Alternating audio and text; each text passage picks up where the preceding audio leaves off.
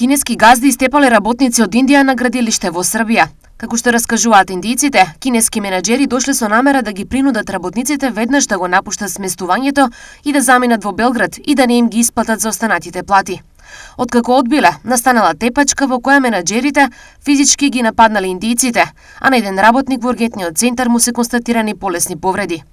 Работниците побарале полициска заштита и дека некој ќе им гарантира дека ќе ги добијат парите и дека ќе имаат каде да престојуваат во наредните неколку дена, затоа што нивото заминување е планирано за 4 и 5 февруари. Работниците од Индија изјавиле дека позајмиле по $3.500 за да дојдат во Србија во јули 2022 година.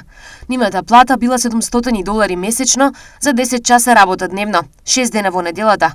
Останале неисплатени $2.400, а по вчерашниот 5-часовен разговор со полицијата постигнале договор со кинезите да им платат $1.700.